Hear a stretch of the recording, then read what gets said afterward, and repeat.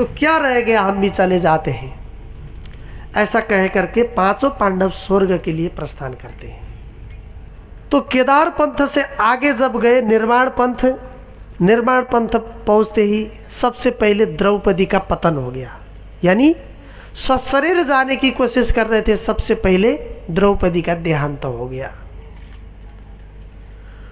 तो भीम आगे, सबसे आगे है युधिष्ठिर, उसके पीछे है भीम, भीम के पीछे है अर्जुन, अर्जुन के पीछे है नाकुल, नाकुल के पीछे है सहदेव, सहदेव के पीछे थी द्रौपदी। द्रौपदी का जब देहावसान हो गया तो भीम पूछ रहे हैं, भैया द्रौपदी तो यज्ञासैनी है,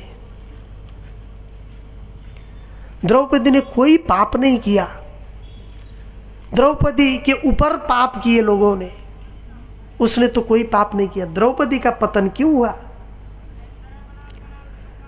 ऐसा पूछे तो युधिष्ठिर ने जवाब दिया, द्रौपदी पतिव्रता स्त्री होते हुए भी वो हम पांचों में से ज्यादा प्रेम अर्जुन को करती थी। अंदर से भेदभाव था उनके हृदय। पति तो उनके हम पांच थे, बराबर थे, लेकिन वो ज्यादा प्रेम अर्जुन को करती थी, इसलिए उनका पतन हो गया।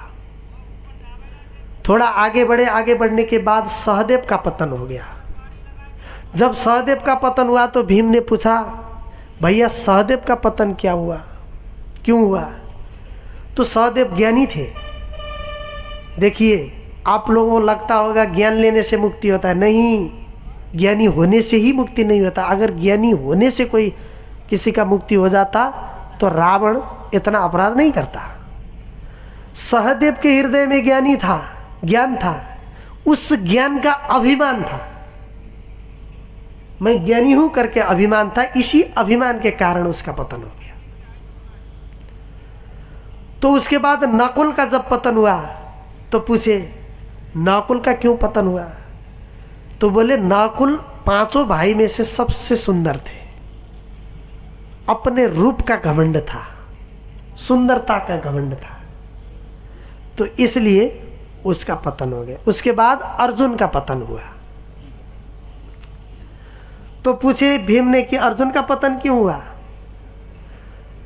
तो बल का घमंड था, शक्ति का घमंड, मैं बड़ा योद्धा हूं ऐसा अहंकार था, इसलिए पतन हो गया। उसके बाद स्वयं भीम का पतन हो रहा है। बोले, भैया मैं भी मर रहा हूं, मेरा क्या दोष है? तो बोले, तुम गुस्सा ज्यादा करते हो और इतना सा खाते हो, ज्यादा खाते हो और गुस्सा ज्यादा करते हो, इसलिए तुम्हारा पतन हुआ। तो गए तो केवल सशरीर युधिष्ठिर स्वर्ग पहुंचे, बाकी पतन होते हुए नरक के रास्ते होकर के गए हैं।